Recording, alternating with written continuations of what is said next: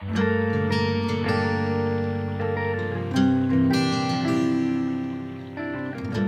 Diane Dress back here with Melissa Farley, and we are joined by Ammie Masterson. Ammie is a chapter writer for the book From Us for You, Inspiring Stories of Healing, Growth, and Transformation. And thank you for being with us today, Ammie. Appreciate it. Oh, thank you for having me. It's my pleasure. So I met you in 2018. I went back and had to look when I was living in Austin, Texas, and I wanted to do a film. I was going through some film withdrawals. So Ammie was one of the lead roles in a short film that I did called To Life, and wrote and directed that. And she did a fabulous job. And I just like, I got to call Ammie and have her be in this book. So, so why don't you just give us a brief introduction to yourself, Ammie, kind of what you do and what you're about? Sure. Okay. Well, my name is Ammie Masterson. I'm an actor. I do commercial television and film. I'm actively auditioning right now, although COVID is making it a little sketchy. But I also own a business. I coach other actors in their careers as well as auditioning. And that's what I do now. So I'm active in the acting community and the industry. So it's great stuff. Very cool. It's nice to meet you, Ammie, being a fellow actor here. I know how, yeah, I know the struggle is real, especially during the times of COVID. So feel you there. So tell me a little bit about your chapter. What did you decide to write about for Diane's compilation? Yes, thank you. Well, my chapter was it was mostly about my father and growing up in um, my relationship with him and the impact it had in my young life and how it pushed me towards my adult life. So it was really weird. It was hard to figure out how to tell that story because there's a lot to the story, of course, but just figuring out where the point of growth was for me. It was really difficult, and you'll read this in the book, but growing up in Utah and having a drug addicted alcoholic father in the home along with all the other things I had to deal with as a kid, and my first memory of all of this is at 3. So it really impacted how I saw myself, how I saw the world, and it was very confusing for me and hard to walk through. And so I had a lot of issues. I had a lot of hard times and situations that I didn't really know how to deal with. So I dealt with it in a lot of wrong ways. And but I found myself almost in the muck of that. I found out who I am and who I was and who I was supposed to be, and my contribution actually to the world and what my purpose was, which is involved in acting. And I figured out at a young age my coping mechanisms was actually a part of my gift. And so it helped me to move through that. But I had a lot of, it was hard. It was really hard. And I felt like telling that story and letting other women know that it doesn't matter where you start. It doesn't matter how you started in your life or the circumstances surrounding it.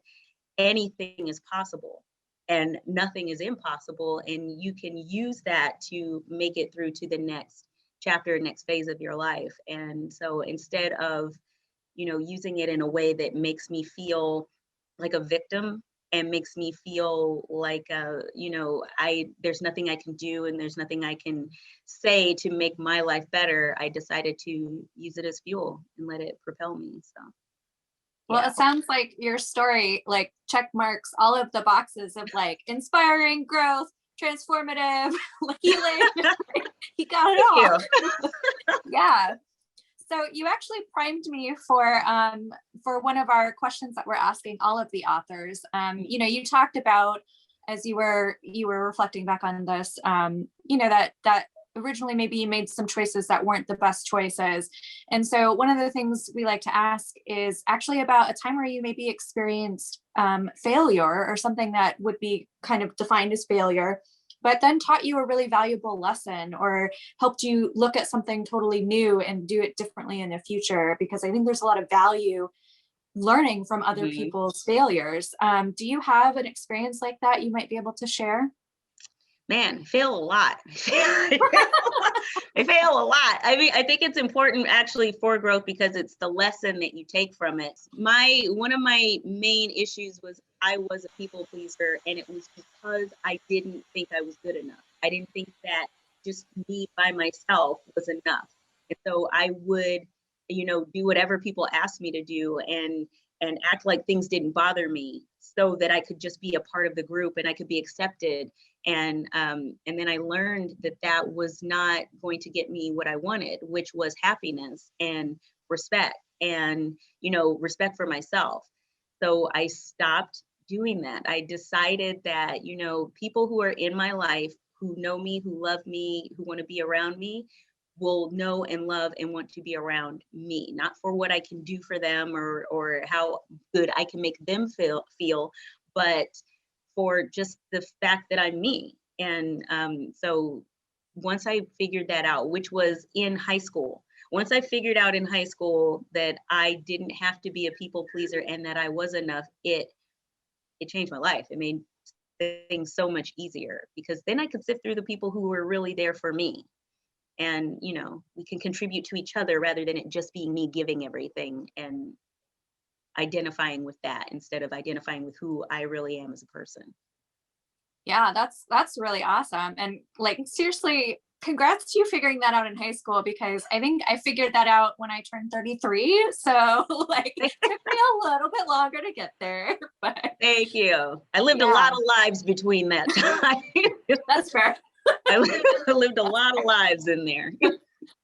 So, one of the things that kind of pops up every once in a while, and I bring this up because you're writing about such a personal and kind of pivotal point in your life, is that there are authors that didn't maybe for years didn't spend time thinking about the thing that they were writing about or kind of remove themselves from it, and then to go back in, it was a little bit of a process and brought some things up. Did you have that experience, or like what were you kind of feeling when you were writing this?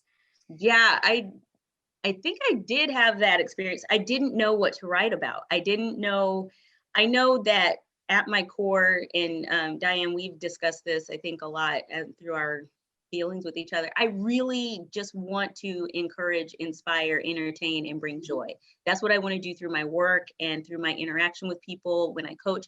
I want people to know, that they're worth it and that they're amazing in that way. And then I just had to think about, when did I figure out for myself, because it's so important for me to for other people to know that about themselves. When did I figure that out for myself, and how did that manifest? And like I said, it was really murky early on, and I didn't have that identity. I dealt with a lot of things, not just in my own home, but, outside of my home, because I grew up in Utah at a time when, I was told things like I'd be cute if I were white. So I didn't know who I was or I was good enough at all for anything. So I had to look back and decide, what do I really want people to know?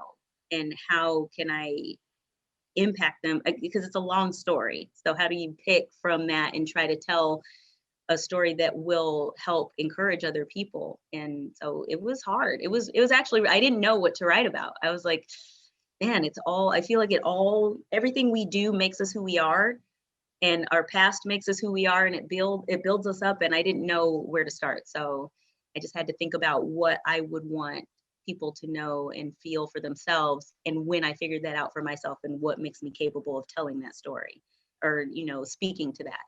Right. So I'm so impressed with you because you're like one of the few people that actually has like a purpose statement, and you just say it like, this is what I want, and like bam, and that's great. And I'm curious how, because for people maybe that aren't super familiar with our industry, it can be an industry that like eats you alive and kind of Oh yeah. sucks your soul a little bit. So how do you stay so true to who you are in an industry that makes that really difficult? It's a great question. I just know number one, I have a goal book and I have and a gratitude journal. So I write in a gratitude journal every day. And you know, I didn't come up with that, it's Oprah, but you know, the 5 things I'm grateful for that day. And I find that it helps when we have those moments, because in our industry, you know, and this is not science. I believe it's 98% rejection. We have to have a thick skin for what we do, and staying positive and staying optimistic and continuing to be able to believe in yourself is really hard. And so growing up, I had to give myself that. I had to stop relying on other people to, you know, give me the validation, because I never got it. So I would, you know, you want that, you look for that validation in other people. It's like, you know, tell me I'm good enough. Tell me I was great. Tell me I'm better. Tell me, you know, I'm worth it. Tell me all these things. And when that didn't happen, it was quite the opposite in my family. And I got to sift through a lot of things and figure out, you know, I didn't have a lot of confidence and self-esteem growing up either. And I figured out that it wasn't about them. And I couldn't rely on other people to give me that encouragement. So I had to encourage myself. And that's where in this industry, it has to be that way. You have to be able to know, and I say it over and over again, and I say it to my clients when we train, and it's in one of my other mission statements.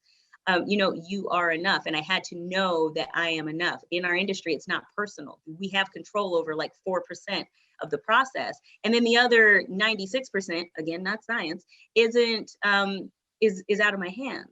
So I had to believe that if I'm to do this, and if I'm to be able to continue in it and make it a success, in my version of success, was to know what I really wanted. And what I really wanted was to make other people feel, not in a people pleaser way, but in a different way now, was to encourage them and help them know, you know, there's always a way. There's always light at the end of the tunnel. There's always a bright side. And it's very Disney princess of me, I know, but the life I've lived, I have to believe that. God's brought me through so much that there's no way for me to ever think that anything is a coincidence and that I don't deserve to be happy.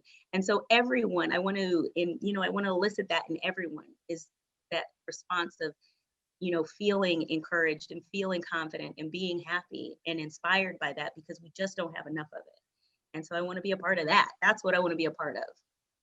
I think that that's really incredible, because, you know, you can tell the difference when people just want to be famous versus when people have like a mission like you do, and it comes out in the craft. So that's really cool. And I also think you said something really important that's transferable outside the acting industry into every aspect of life, which is that the validation has to come from yourself. It has to come from inside, right? And not Absolutely. from external validation. And that's a really key thing a lot of people struggle with. So you actually brought this up a little bit, and I wanted to expand on it. I'm curious what happens when you get like a client and, you know, maybe they've got their techniques down, and they've like got everything down, but they just don't really trust themselves, or they're not really feeling that confidence. You know, what advice do you give them? How do you work with them to get kind of the mind right, you know, to go along with the craft? Well, I let them know, and I try to support them in, I know you want this job. I know you think it's about this job. Our actual job is to audition.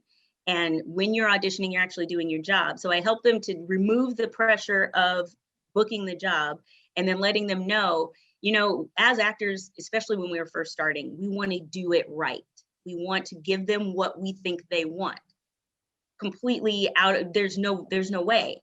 If they don't want Amy's version of that character, then they don't want Amy. I put on that character, and I live through that character truthfully under those imaginary circumstances. So I can't give them anything else. Everybody else is taken. Be yourself. Everybody else is taken. So if you look at that in a way where now you do have control over that, because you're you, and that's worth everything. And you get to watch you work. It's like, you're welcome. Thanks for showing up. Same time next week. It's that feeling of, I know you want to do this right, but all of that aside, because there's no definition of right. Be you in this character and breathe life into them, and make it your own, and make it a performance unto itself. You're already doing your job. You're already working. So let the rest of it go and have fun. And when they figure that out, and when they see that it's about the work and about what they can contribute to it, it's then less about trying to make it right and just make it real. And if it's real for you, it's real for me.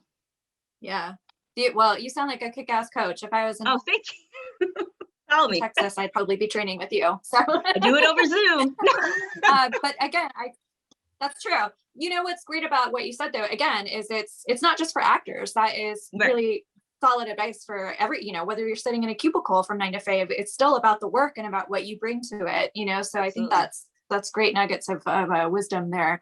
But I want to ask you a little bit about what's next. I know COVID has made planning a little bit of a challenge for most people. Mm-hmm. So let's like fast forward past this, and 5 years from now, mm-hmm. what's going on for you? Where are you at?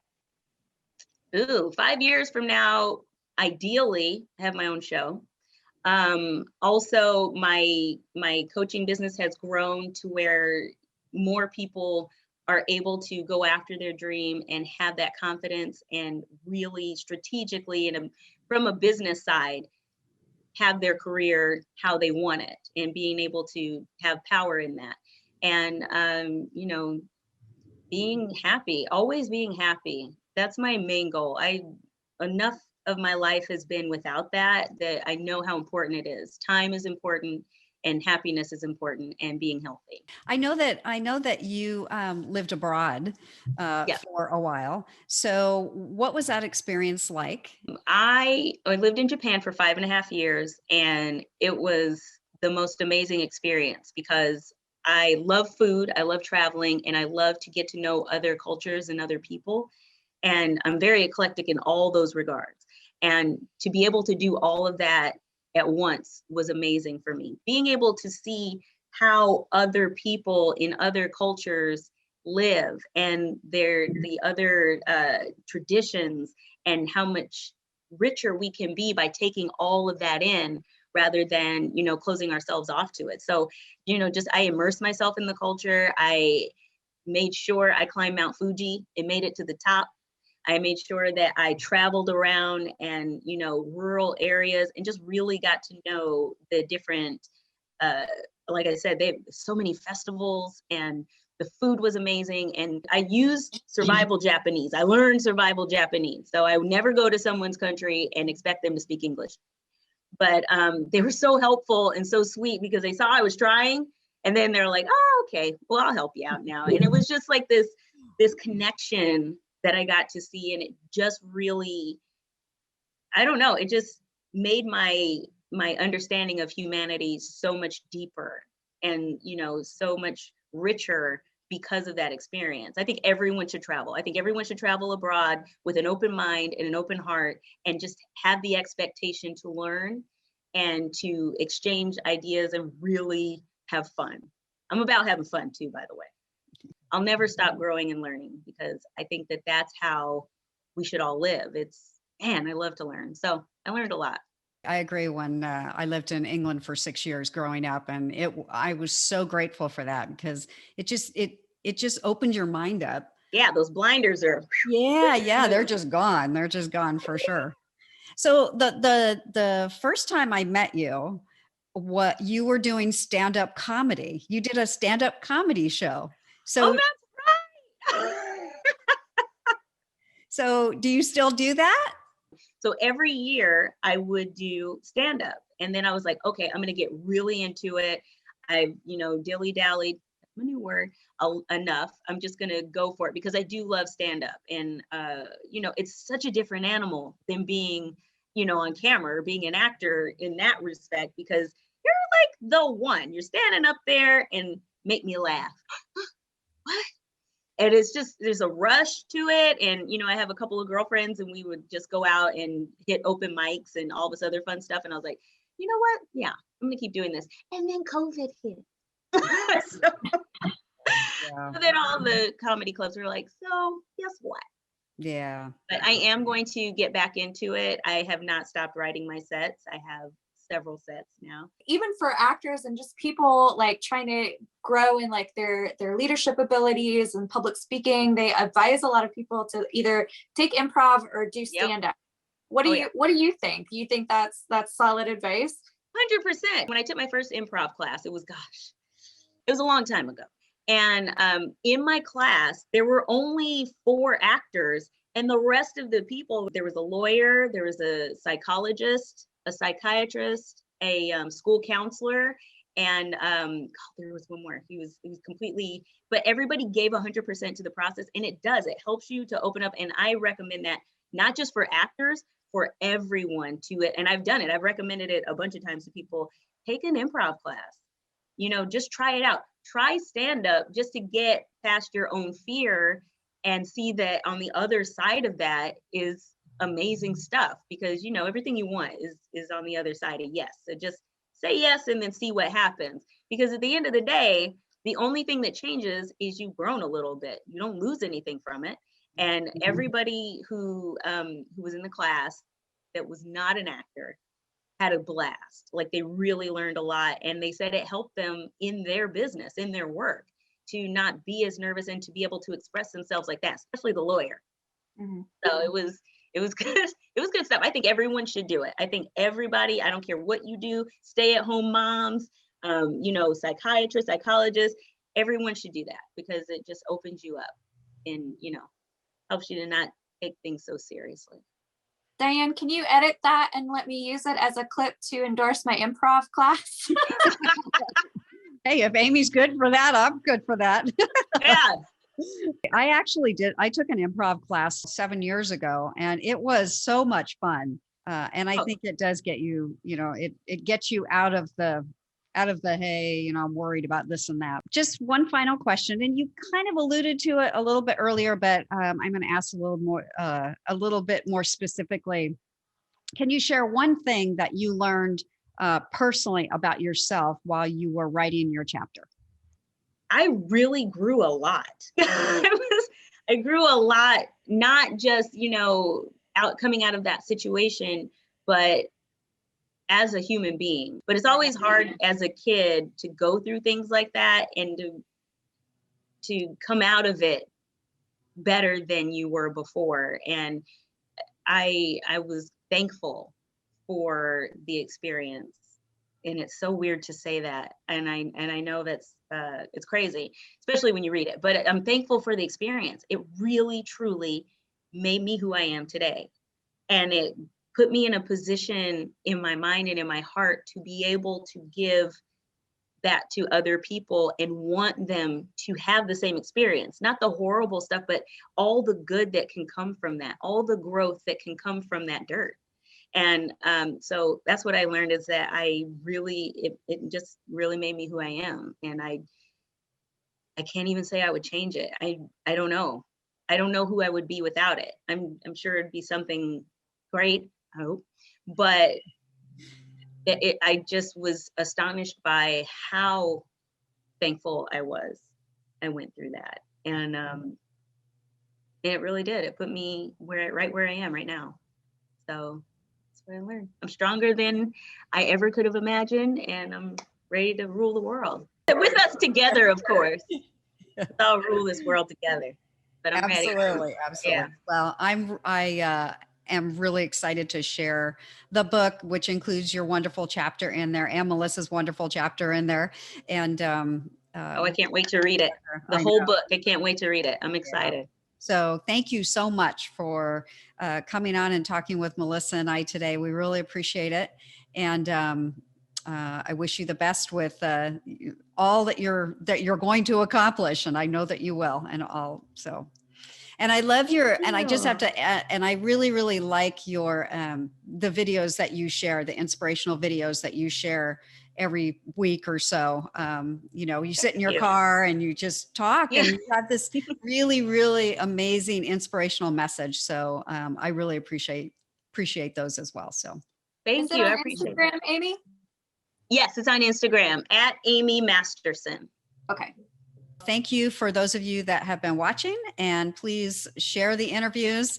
And if you need to find out more information about the compilation book, then you can go to FromUsForYou.com and you can read about it there. So anyway, thank you again for you guys, and make it a very hopeful day. Thank you.